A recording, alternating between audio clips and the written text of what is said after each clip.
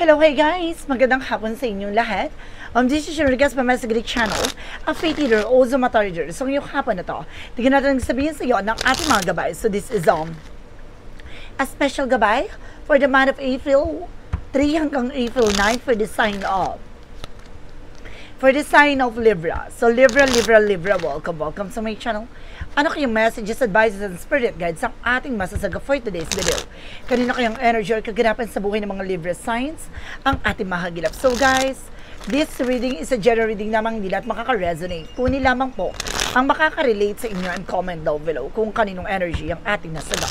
And of course, don't forget to like and subscribe my channel and hit notification bell for more videos of the Maraming salamat po sa mga walang sawang pagsuporta sa aking channel. Lalong-lalo na ang hindi nag-skip ng ads, saway pagpalain kayo ng Diyos at may kapal, siksik, liglig, nag-uumapaw, na biyayang manumbalik sa inyo. So let's see guys, what is the messages, advice ng ating angel spirit for the sign of Libra? So let's see and watch this. Ano kaya kaganapan sa buhay ng mga Libra signs ang ating mga gilap? So guys, tuklasin at bubulabugin natin angel spirit. Please give me information po. Ano kaya kaganapan sa buhay mo guys ang ating mga hagilap? Okay, so this is something that's Ten of Wands, something burden. No, may mga obligasyon at responsibilidad dito na maaaring nasasakal ka na. Maaaring nahihirapan ka na. No? Marami kang pasakit, pasanin na pinagdadaanan sa ngayon. Maaaring kumbaga kailangan mo ng kumbaga pakawalan ito at bitawan. And this is something the Page of Cups by your intuition. Makinig ka sa gut feeling mo.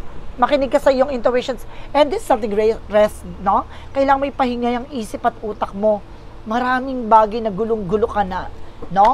Nararamdaman ko, iba yung pakiramdam mo ngayon. And this is something the Page of Swords being curiosity. Kumbaga, kailangan alamin mo, tuklasin mo yung mga bagay na makakatulong lang sa'yo. Yung mga bagay na alam mong magbibigay ng pagbabago sa eksena mo, no? Tuliro ka, litong-lito ka. Let's see what is additional messages. And there's something, the Queen of Pentacles. So there's something guys with maturity pagdating sa finances. So kailangan marunong ka maghawak ng finances mo, resource of income mo, pangalagaan, protection mo ang pinaghirapan mo dito. No, tuklasin mo yung mga bagay na makakatulong for you guys. No, magpahinga ka rin para nang sa ganun ma-refresh, ma-reset yung utak mo. No, let's see what is additional messages. So there's a Seven of Wands, protection. So protection at pangalagaan mo yung sarili mo dito. No? And this is something you are being protected. No? Pinaprotection at pinapangalagaan ka ng ating angel spirit. And of course, this is something, the Four of Cups, just re-evaluate or analyze. May mga bagay dito na kailangan mong pag-isipan, na kailangan mong klaruhin, kailangan mong liwanagin. No? May mga part na naguguluhan ka, pero protection mo yung sarili mo laban dyan. Kailangan mong magdasal. No? Kailangan mong humingi ng gabay sa ating Panginoon na mailayo ka sa tukso, anumang kapahamakan, anumang mga bagay na makakasira sa eksena mo. No? Let's see what is the Ten of Wands. So, Ten of Wands represent the King of Swords. No? Stop the pattern. Putulin mo yung mga bagay na hindi nakakatulong for you. Now, like for example, iwasan mo na yung mga utang, yung mga luho, yung mga walang katuturang bagay na nakakasira for your financial growth. No? Kumbaga sinasabi sa'yo dito, iwasan mo yung kumbaga kagastusan na hindi naman kaya for your income. Dahil punong-puno ka na dito ng bagahe, kailangan mo ng pag-aangin, bitawan, no? What is the Page of Cups? Represent what? And there's a Two of Swords, there's a decision, reverse, so there's a decision that you need to make. So kailangan mo mag-decision, no? Magdasal ka, humingi ka ng gabay sa ating angel spirit, no? Anong kailangan mong bitawan at pakawalan. No? Kasi nahihirapan ka sa ngayon. Hindi mo alam yung anong gagawin mo. What is the Page of Swords? Represent with the Five of Cups. So there's a something disappointment. No? Kumbaga ngayon parang nangihinayang ka sa lahat ng mga bagay na nawawala, nasasayang lahat ng mga bagay na pinaghirapan mo. No? Hindi mo na alam kung saan ba patungo ito. No? Ngayon tutuklasin, aalamin mo kung ano yung magsisilbing komplikasyon or nagbibigay komplikasyon sa finances mo or any resource of income. No, ngayon magiging mabusisi ka na, tutuklasin mo na lahat ng kahalagahan. Let's see what is the Queen of Pentacles. Represent guys with the Queen of Wands by confident. Ngayon magiging malakas na ang loob mo, magiging matapang ka na. At magiging mature ka na how to manage and control your money, no? For the greatest benefit, for the greatest good. Kumbaga ngayon magiging mas mautak ka na. Let's see what is the Seven of Wands. The Seven of Wands represent with a black naman. So, see some of you, ginagawa kayo ng black magic involved na maaring malasing kayo, and meron ako na sense dito na palipad na hangin talaga, no? Para matuliro at maguluhan yung utak mo para hindi ka makapag-isip ng wasto at tama. No, some of you guys, kailangan nyo na protection dito para maproteksyonan yung sarili mo para sa mga tukso, anumang kapahamakan, anumang bagay na nagbibigay balakid sa hangarin mo sa buhay. No? Kumbaga, there's a lot of full negativity and there's a lot of toxicities, no? And there's a negative attitude, a negative environment, no? There's an unhealthy situation and unhealthy ways, no? Kumbaga, may mga nakasanayan ka dito na hindi maganda, no? Some of you guys, meron mga luho, no? Or may mga bisyo dito na kailangan mo nang iwasan. Proteksyonan mo yung sarili mo, laban sa sarili mo, dahil ikaw lang din na makakatulong para makalaya ka dyan sa negatibong mundo. Let's see what is the Four of Cups. The Four of Cups represent what? The Four of Cups represent with the Five of Pentacles. So see, just reevaluate or analyze, no? Huwag kang kumuha ng isang bagay na alam mong hindi mo kayang bayaran, hindi mo kayang hulugan, no? Mag-ingat ka sa mag-spend ng pera, paggastos kasi makakaranas ka financial crisis, no? Financial loss. No, talaga makakaranas ka dito ng negativities na maaaring magdala sa'yo ng financial crisis. No, mag-ingat ka sa pagtatanggap ng kung ano-anong lucky charms, baka ito ay magdala sa'yo ng pagbagal ng pasok ng pera. Some of you guys, no, akala mo pampaswerte yung nakuha mo, yun pala, kumbaga nakakahatak ng negativities. No? Pumili kayo ng mga kukuhanan nyo ng protection and charms. Dahil baka imbis na swertihin kayo, malasing kayo. What is that Ten of Wands? Because the King of Swords represent with the Knight of Wands. For slowly but surely, maging mahinahon ka, no, sa pagdidesisyon. Kailangan mo pag-isipang mabuti, no? Kailangan klaruhin mo mabuti. Hindi pwedeng pala decision ka, putulin mo unti-unti yung mga bagay na nakakasama sa'yo, yung mga bagay na hindi nagsiserve sa'yo, yung mga bagay na alam mong walang naitutulong sa buhay mo. What is the Page of Cups? Because the Two of Swords reverse represent with the Four of Swords by rest and because by intuitions, no? Kumbaga nakakaranas ka ngayon ng over fatigue, pananakit ng katawan, pananakit ng mga kasukasuan dahil sa negatibo at dahil sa stress na daladala mo, no? Nakakaranas ka ng muscle pain and nakakaranas ka ng anxiety and of course depression. And most of all, nagkakaranas ka dito ng headache. That because of this overthinking and being paranoid. No? Dahil sa pag-iisip ng kung ano-ano. No? Dahil hindi mo na alam kung paano mo susolusyonan yung problemang dala-dala ng nangyari sa'yo sa nakaraan. Let's see what is on Page of Swords, the Five of Cups. Represent with the Strength card. Have confidence. Kailangan lakas mo ng loob mo, no? Konfiyansa ang kailangan mo dito para makaalis ka dyan sa mundong ginagalawan mo. No, maraming panghihinayang, pagsisisi, ganun talaga. Kailangan mong harapin ang consequences na nangyari sa'yo. Kailangan mong, kumbaga, mag-step out, no? Kailangan mong humarap sa mga bagay na kinakatakutan mo. Sa mga bagay na nagdala sa'yo dyan sa sitwasyon mo. No, kailangan alamin mo, tuklasin mo kung paano ka makakalaya dyan. Let's see what is the Queen of Pentacles because the Queen of Wands. Represent with the Knight of Swords. There's a success driven. Magtatagumpay ka. Bibilis tong eksena. Kailangan mo lang tutukan, lagyan mo ng lakas ng loob at tapang, at marunong kang mag-manage at mag-control ng iyong emotions, ng iyong tensions, at maging kalmado sa lahat ng bagay. No? At magtatagumpay ka. Let's see what is the Seven of Wands and the Black Naman represent what? The Seven of Wands and the Black Naman represent the Word card. No? Dahil sa mundong ginagalawan mo, maraming tuso, maraming manluloko, maraming taong simisira sa'yo. No? Maraming inggitera, maraming ambisyosa, no? At maraming mga itsosera. Charis. Kumbaga meron ditong mga inggitera sa paligid mo, napapalibutan ka ng mga insecurada, no? Chismosa talaga. At the same time, yung primera talaga, inggitera. No, kailangan protection ng mga pangalagaan mo yung sarili mo. There's a lot of evil eye. What is the Four of Cups? Because the Five of Pentacles. There's a Knight of Wands for something near to success. Huwag kang mag-alala, napakalapit mo na para magtagumpay sa buhay. No, kailangan mo lang talagang pagdaanan to.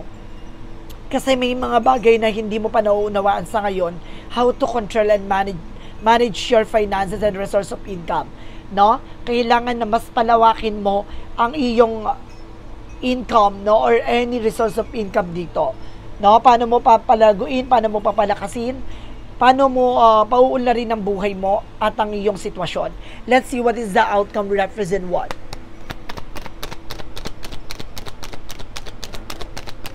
Ang outcome dito, guys, is something, the Death card. There's something, an ending and a new beginning. May mga bagay na tatapusin na, may mga bagay na magsisimula na. Etong bagay na to ay maaaring magdala sa'yo ng bagong simula. No, ang laking pagbabago sa buhay mo dahil may mga bagay na wawakasan na. No? Let's see what is additional messages. And there's the Two of Wands by choices. Piliin mo yung mga bagay na makakatulong lang sa'yo, yung mga bagay na na magbibigay sa'yo ng pagbabago. And there's an Ace of Swords with the breakthrough. Huwag kang mag-alala. No? Magtatagumpay ka dito. No? Kumbaga, you are on the spotlight. Kaya kinahingitan ka kasi mabilis kang makakuha ng trabaho, mabilis kang makahanap ng oportunidad dahil kumbaga marami nakatingin sa'yo, no, napapalibutan ka ng ahas at traidor. No, mag-ingat ka dito. No, kailangan mo nang tapusin at kailangan mo na wakasan yung pakikipag-coordinate, pakikipag-usap sa mga tao na sa paligid mo, especially sa environment mo, sa mga kapitbahay mo, sa kaibigan mo, na alam mong may evil eye at inggit sa'yo. Especially with the family related, meron din ako nakikita dito na inggit sa'yo, no? Pero more on environment talaga, no? Let's see one more card, please, to clarify this outcome. There's a white naman. It's all about enlightenment. It's all about divinity. No, bibigyang linaw, bibigyang kaliwanagan lahat ng mga bagay na nararanasan mo. Tandaan mo, lahat ng bagay na to ay kaakibat ng ating Panginoon. No? Kung may mga sumusubok sa iyo na hindi maganda para pabagalin pasok ng pera, huwag kang mag-alala. Iikot ang mundo at papasok pa rin sa iyo ang magandang kapalaran. Nakararanasan mo sa ngayon ang kagipitan, pero huwag kang mag-alala. Iikot ang kapalaran at iikot ang palad. At sila naman na makakaranas nun at mapoproteksyon mo yung sarili mo laban dyan. No? Kailangan mo lang maging mahinahon. Isa sa nagiging balakid dito, yung pagiging aggressive mo. Yan ang tunay na kalaban mo. So let's see, for finances and career, represent what? Represent with the Ease of Wands for a new project and new plans, and there's a new opportunities coming in for you. Magkakaroon ka ng bagong bukas, bagong simula, bagong eksena. No, there's a lot of business venture coming in for you, especially sa trabaho. No, there's a new creative expression like ideas, craft, no? And there's skills na magagamit mo talaga. And there's a temperance for a perfect timing and divine intervention. Paalala sa'yo ng ating divine na you need to pay attention sa sarili mo. Daw kailangan mag-ingat ka at kailangan gamayan mo at aralin mo yung mga bagay na makakatulong for you. No? Maging kalmado ka sa lahat ng oras at sa lahat ng panahon. And there's a Queen of Swords. See? Clear the boundaries, and of course, mag-set ka ng healthy boundaries dito. No? Kumbaga, protection at pangalagaan mo yung sarili mo. Hindi mo kailangan maging public to anyone para lang may masabi silang kahanga-hanga ka. No? Kumbaga, mas maganda ng tahimik ka, mas maganda ng may privacy ka, nang sa ganun walang guhusga at walang makikialam sa eksena mo. Walang hatak sa'yo pababa. So, let's see. What is additional messages about naman tayo sa love life? About sa love life, there's a new love coming in for you. Huwag kang mag-alala, may bagong pag-ibig na papasok dito at magbibigay ng panibagong simula para sa iyo. No, a new love, a new beginning pagdating sa buhay pag-ibig. And of course, some of you, if you are getting married, maaaring magtutuloy-tuloy na yan. No, if you are being separated, maaaring balik yung tamis ng pag-ibig dito. And this is something that's our moment for a major changes. Malaking pagbabago nga lang magaganap sa buhay mo dahil yung nakaraang nakagisnan mong relasyon ay maaaring ibang-iba na sa tatahaking mong relasyon.